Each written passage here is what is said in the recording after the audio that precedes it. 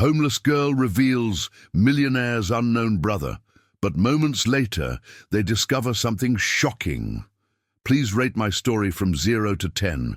Your opinion is very important, and subscribe to my channel to support my work. I'm counting on your help. The asphalt of the big city simmered under the scorching afternoon sun when a small figure emerged among the hurried pedestrians.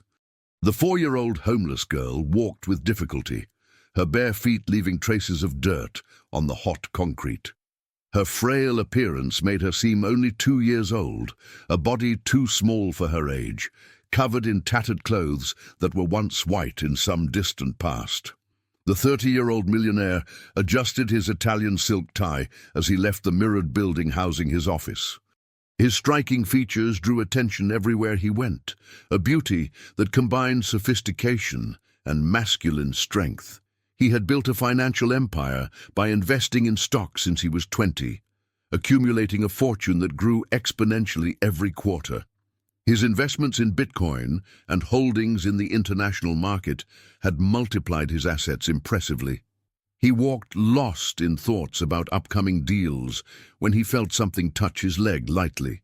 He looked down and met the big, frightened eyes of the child.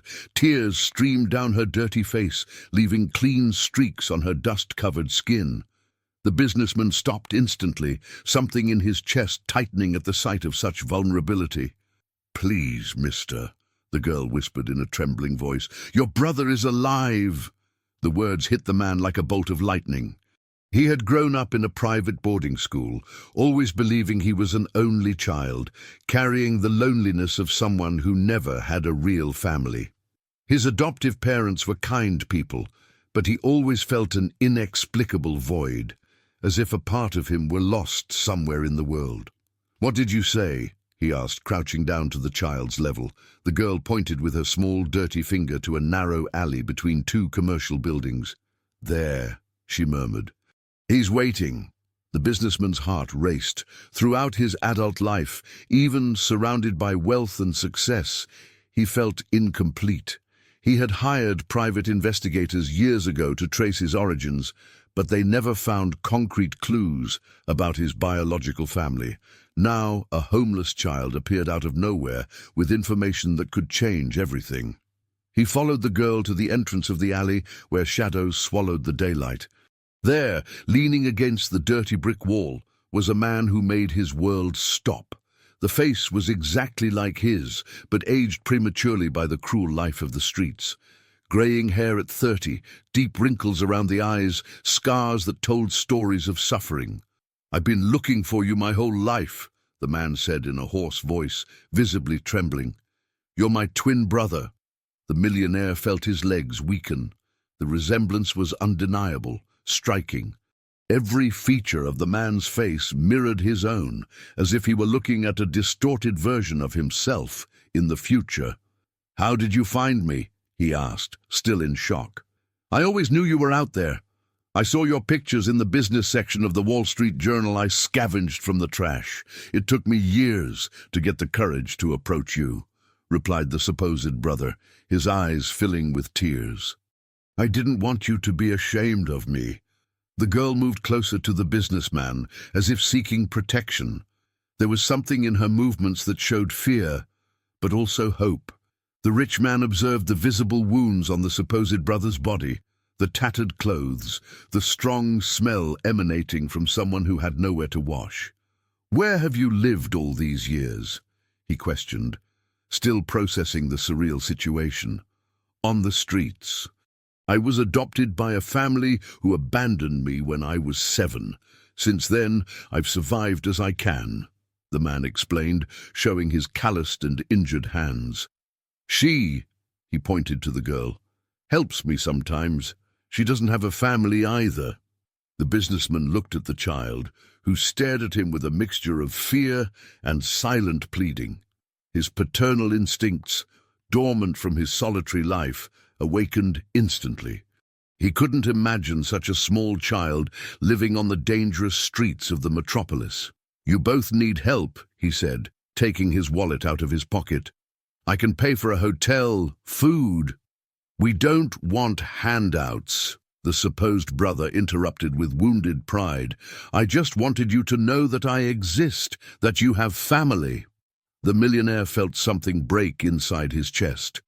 He had spent his whole life building a financial empire, accumulating wealth and power, but he had never experienced the feeling of truly belonging to someone. The possibility of having a brother, of not being alone in the world, was more valuable than all the investments in his portfolio. "Come to my place," he offered impulsively, "at least until you get back on your feet." The street man hesitated, clearly touched by the offer.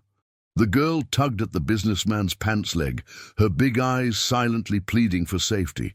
"I don't want to be a burden," murmured the supposed brother. "You're my family," the millionaire replied, his voice choked with emotion. "And so is she, if she wants." At that moment, standing in the dirty alley in one of the busiest areas of the city, the man who had everything materially discovered that he might be about to find what he had always lacked: a real family. But something deep in the girl's eyes, a flash of fear that she tried to hide, suggested that this story of family reunion might hide secrets darker than he could imagine. The luxurious mansion stood majestically in the city's most affluent neighborhood, its impeccable gardens contrasting sharply with the reality of the streets from which the new residents came. The millionaire watched from the panoramic window as his housekeeper, a 60-year-old woman who had worked for him for 2 decades, prepared rooms for the unexpected guests. "Sir, are you sure about this?" the housekeeper asked with her maternal manner, but clearly worried. "You don't know these people." "He's my brother," he replied, still trying to process the situation. "I know it seems strange, but the resemblance is undeniable." The child had taken a bath and worn clean clothes for the first time in months. Transformed, she revealed delicate features beneath the dirt that once covered her. Now, sitting on the Italian leather sofa, she watched everything with wide eyes, as if she were in a dream. The businessman noticed how she cringed whenever the supposed brother approached, a detail he tried to ignore. During dinner in the formal dining room, the street man told stories about his childhood in the boarding school. Specific details about daily routines, names of caregivers, even the brand of soap used on the children. The millionaire was impressed by the accuracy of the information, feeling increasingly convinced that he had really found his lost family. "Do you remember the scar I have behind my left ear?" asked the supposed brother during dessert. The businessman instinctively reached for the spot, touching the small mark he had since childhood. "How do you know that?" "Because I have the same one," the man replied, pushing back his graying hair to reveal an identical scar. "We fell off the bike together when we were 5, before we were separated." The housekeeper, who was serving coffee, frowned discreetly. During her years taking care of her employer, she knew he had gotten that scar at 8 years old, falling from a tree at the school. But she preferred to remain silent, not wanting to spoil the moment of happiness of the man she had raised like a son. In the following weeks, the coexistence seemed perfect on the surface. The supposed brother recovered quickly with medical care and proper nutrition. His appearance improved dramatically, revealing that beneath the difficult life there was still an attractive man. The girl blossomed like a flower that finally received water and sunlight. The businessman hired the best private doctors to examine both. The child was malnourished and showed signs of psychological trauma, but nothing that couldn't be reversed with care and affection. She began to call him Heart Dad, melting any resistance he might still have. "Heart Dad, can I sleep in your room tonight?" the girl asked one night, clearly scared of something. "Of course, little one. Nightmare?" he asked, stroking her hair. "The man... he looks at me strangely," she whispered, looking nervously at the hallway. The millionaire felt a chill run down his spine, but quickly dismissed the concern. Probably just traumas from life on the streets, he thought. The child needed time to adapt to the safety of a real home. Determined to fully integrate his brother into his life, the businessman began to include him in his business. He showed him how his investments worked, explained his holdings in international funds, and even revealed passwords to some less important accounts. The supposed brother showed genuine interest, asking intelligent questions about the financial market. "I never thought I'd have the chance to learn about this," the man said, leafing through company reports.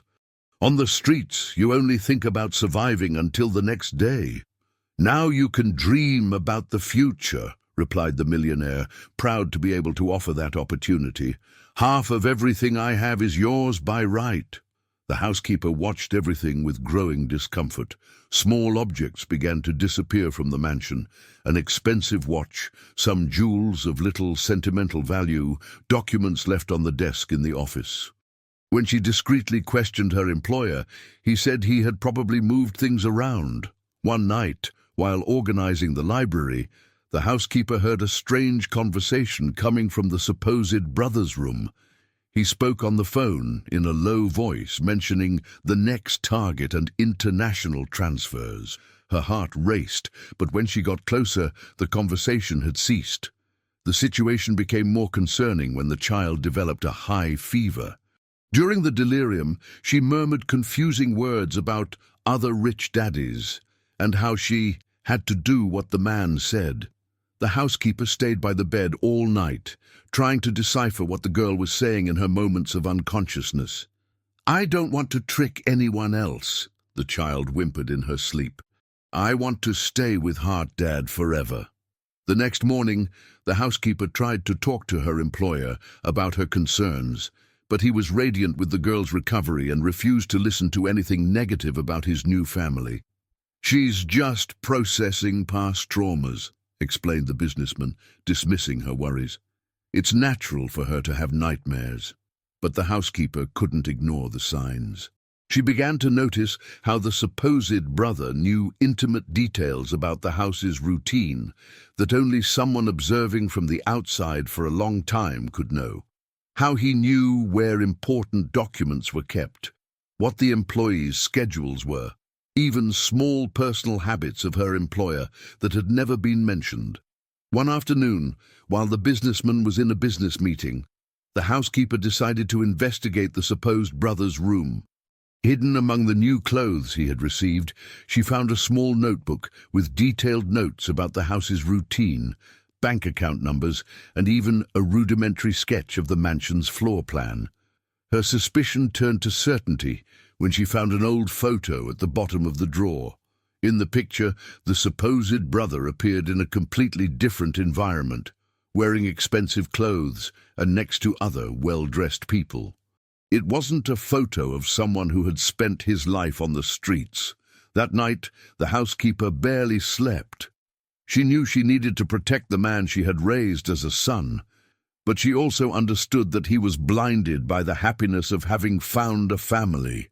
For the first time in decades, she saw her employer truly happy, smiling genuinely, playing with the child as if she were really his daughter.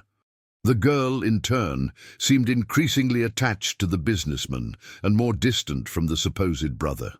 During the day, she followed him around the house like a small, silent shadow, but always avoided being alone with the man who supposedly had helped her on the streets.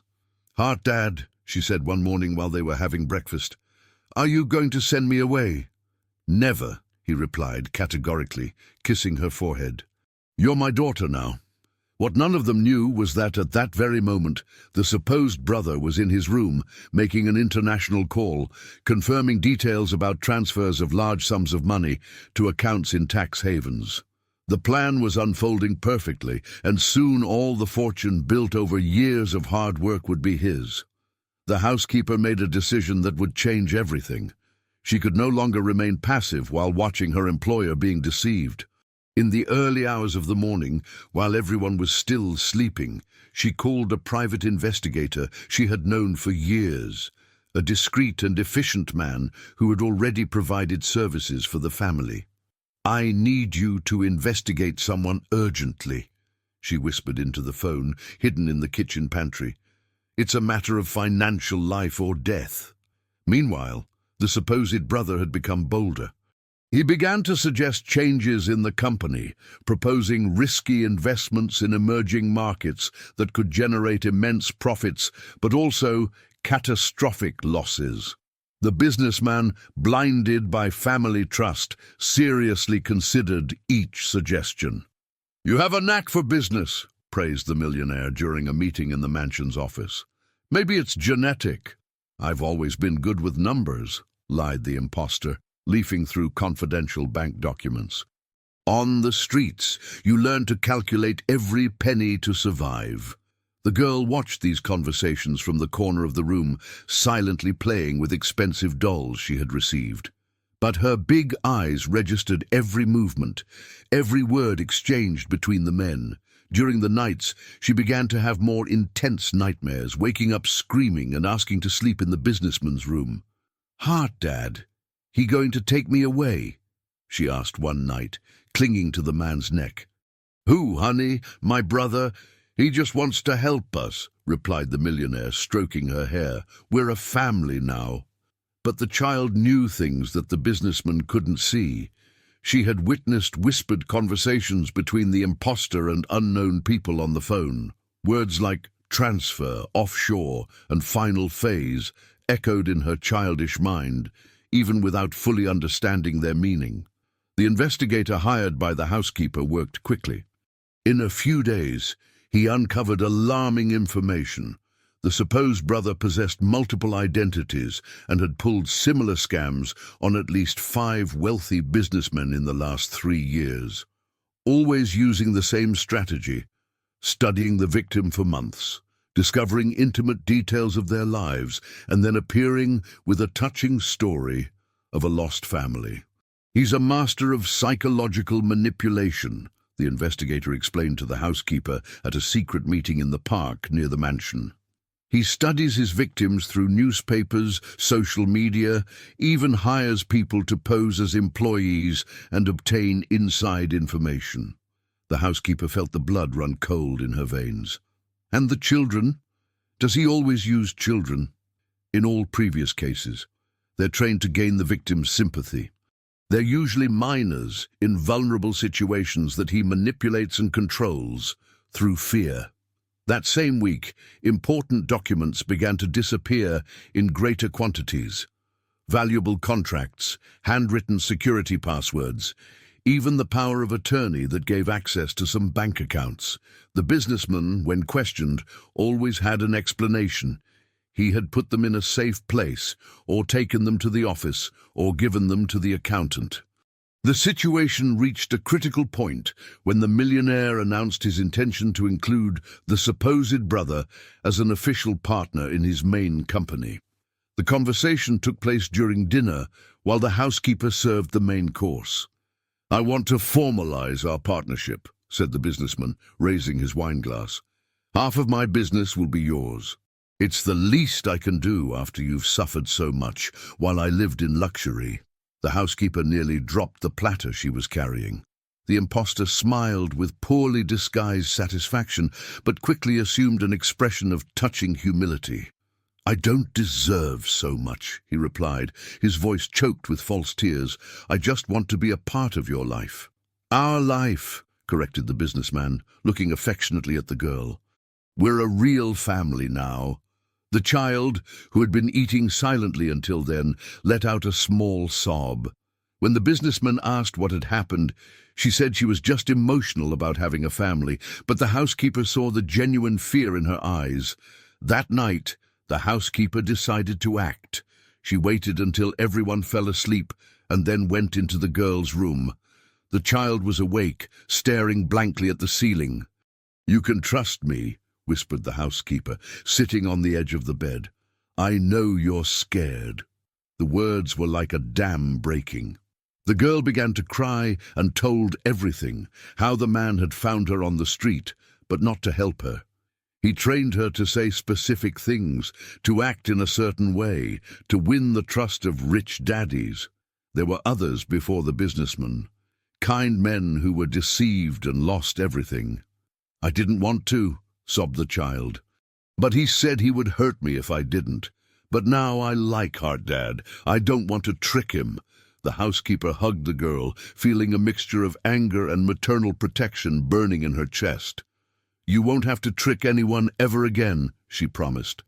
"We'll protect our heart dad together." The next morning, while the imposter was in the bathroom and the businessman was taking a business call, the girl led the housekeeper to a secret place where she had hidden some of the stolen documents. It was her way of trying to protect the man she had learned to love as a father. "He told me to get these things," she explained, showing important papers and even a bank card. "He said it was for the good of the family." The housekeeper photographed everything with her cell phone and immediately sent the images to the investigator. The evidence was irrefutable.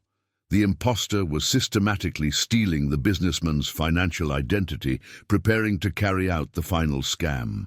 But time was running out. That afternoon, the imposter announced that he had scheduled a meeting with lawyers to formalize the business partnership. He also suggested that it would be interesting to transfer some of the assets to international accounts, to diversify investments and protect assets from local economic instabilities. "It's a smart strategy," agreed the businessman, impressed with the supposed brother's financial knowledge. "Let's do it tomorrow." The housekeeper knew that if she didn't act immediately, it would be too late. The man she had cared for as a son would lose all his fortune built with years of hard work. Worse still, the girl would be taken back to a life of exploitation and fear. That night, as everyone prepared for bed, the housekeeper made the riskiest decision of her life. She called the investigator and said only, "Execute the plan. Tomorrow morning." What she didn't know was that the imposter had discovered her investigations. Hidden in the hallway, he overheard part of the phone conversation and understood that his elaborate scheme was about to collapse. He needed to act quickly before he lost everything. While the house slept, he made an urgent international call, confirming the transfer of funds for the next day. But this time, it wouldn't just be part of the fortune, it would be everything. And when he was finished, he and the girl would disappear forever, leaving behind only a ruined businessman and a housekeeper who discovered the truth too late. The dawn brought with it the day of truth. The housekeeper had spent the night awake, organizing all the evidence the investigator had collected. Forged documents, multiple identities, records of previous scams. Everything was meticulously catalogued in a folder that would forever change the businessman's perception of his supposed family. The imposter, for his part, had finalized the preparations for his escape. During the early hours of the morning, he gained access to the Millionaire'S personal safe, using codes he had observed discreetly over the weeks. He transferred significant amounts to accounts prepared especially for this purpose, but knew he needed the businessman's official signature to access the main investments. "Today is a special day," announced the false brother during breakfast, barely able to contain his anxiety. "We're going to formalize our business partnership." The businessman smiled, radiant with the prospect of finally having a fully trusted partner. "I prepared everything last night. The lawyers are expecting us at 10 o'clock. The girl played silently with her cereal, but the housekeeper noticed how her little hands trembled slightly. The child knew that something terrible was about to happen, but didn't have enough strength to tell the truth to the man she had learned to love as a father. At 9 o'clock, when the businessman was getting ready for the important meeting, the housekeeper knocked on his bedroom door. She carried with her the folder with all the evidence and an iron determination to protect the man she considered a son. "Sir, I need to speak with you urgently," she said, her voice firm but filled with emotion. "You can speak quickly. I can't be late for this meeting," he replied, adjusting his expensive tie. "It's exactly about that meeting that I need to speak," insisted the housekeeper, closing the door behind her. "The man you think is your brother is an imposter." The businessman immediately stopped what he was doing, turning to face her with an incredulous expression. "How can you say such a thing? The resemblance is undeniable." "Sir, please look at these documents," she pleaded, opening the folder. "I hired an investigator. This man has already pulled the same scam on at least 5 wealthy businessmen in recent years. The millionaire took the papers with trembling hands, his eyes quickly scanning the information. Photographs of the imposter in different identities, records of fraudulent bank transfers, testimonies from previous victims. Reality began to form before his eyes, like a macabre puzzle. "This can't be true," he murmured, feeling his legs weaken. "He knows things about my childhood. He has the same scar. He studied you for months before approaching you. All this information can be obtained through careful investigation. As for the scar, sir, you were injured at 8 years old falling from a tree, not at 5 on a bicycle with a brother." The truth hit the businessman like a punch to the stomach. He had been so desperate for a family that he had ignored all the obvious signs. His need to belong to someone had obscured his normally keen business judgment. At that moment, desperate screams echoed through the hallway. It was the girl's voice, calling for help. Both ran towards the sound and found a scene that made the businessman's blood boil with anger.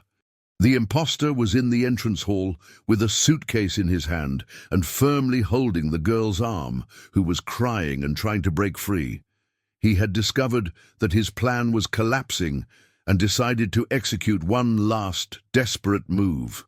"Don't come closer," he shouted, his mask of kindness finally falling to reveal his true, cruel nature. "I have the passwords to the main accounts, and I'm going to transfer everything right now, or the girl will suffer." "Let her go immediately," ordered the businessman, taking a step forward. "You really think I care about this brat?" laughed the con artist contemptuously. "She's just a tool, just like she was for the other idiots I robbed before you." The girl, even terrified, found courage she didn't know she possessed. "Heart, Dad. The passwords are in his jacket pocket. I saw when he wrote them down." The imposter squeezed the child's arm tighter, making her scream in pain. "Shut your mouth, you little—" That's when the businessman exploded in a fury he had never experienced before. Years of gymnastics and regular exercise gave him an advantage over the man weakened by his unstable life. In a few seconds, he had subdued the con artist and freed the girl, who immediately ran into the housekeeper's arms. "You thought you could fool me forever?" said the businessman, immobilizing the imposter on the floor. "Destroy the life of an innocent child? Rob people who only wanted to help?" The con artist tried to negotiate, offering to return part of the money already transferred, but it was too late. The housekeeper had already called the authorities, and in a few minutes the situation was under official control. In the months that followed, the recovery process was long and painful. The businessman managed to reverse most of the fraudulent transfers with the help of his lawyers, specializing in financial crimes. His holdings in Bitcoin and other international assets remained intact, ensuring that his fortune was not completely destroyed. But the emotional healing demanded much more time. The millionaire entered a deep crisis of confidence, questioning every decision he had made, every person he had believed in. For weeks, he could barely get out of bed, tormented by the guilt of having put an innocent child in danger. The girl also struggled with her own traumas. She developed selective mutism, speaking only to the housekeeper and occasionally to the businessman. Constant nightmares woke her up during the nights, and she often hid when she heard unfamiliar male voices in the house. It was through joint therapy sessions that they both began to heal. The psychologist explained that they had both been victims of sophisticated psychological manipulation and that recovery would be a gradual process that would require patience and mutual understanding. "Heart, Dad," said the girl during a session, her voice small but determined. "I chose you." "What do you mean, honey?" he asked, kneeling to get to her level. "On the streets I saw how you helped other people. You gave money, food, you never asked for anything in return. That's why I told the bad man that you would be different. I wanted to stay with you for real." The revelation transformed everything. The girl hadn't just been a passive victim. She had identified a genuine goodness in him and, in her childish way, had chosen to trust him despite the risks. In the following months, they built a routine of healing based on small, everyday gestures. They cooked together in the mansion's kitchen, the girl learning simple recipes while he rediscovered the pleasure of basic activities. They created a garden in the back of the property where she planted colorful flowers and he built small houses for birds. The housekeeper officially became the child's adoptive grandmother, teaching her culinary traditions and telling old stories that connected the girl with a sense of family history she had never experienced. The businessman discovered that the experience, despite all the pain, had fundamentally transformed his perspective on wealth and success. Using part of his recovered fortune, he established a private foundation dedicated to helping children in vulnerable situations, ensuring that they received not only material assistance but also psychological and educational support. "True wealth is not in investments or assets," he said during the foundation's inauguration ceremony, holding the girl's hand. "It's in the people we choose to love and protect." A year and a half after their first meeting in the dirty alley, the businessman officially finalized the process of legal custody of the child. She chose a new name to mark the beginning of her new life, but maintained her sweet and observant personality that had won the hearts of everyone in the mansion. On the golden afternoon of the official ceremony, while signing the last documents at the registry office, the girl asked, "Now can I call you Dad for real?" "You've always been my real daughter," he replied, kissing her forehead. "The paper is just confirming what our hearts already knew." Leaving the registry office, father and daughter walked hand in hand through the same streets where it had all begun. But now, instead of pain and manipulation, there was genuine love and true hope. They had discovered that family is not defined by blood or physical resemblance, but by the conscious choice to love, protect, and build a future together, overcoming any adversity that fate might present.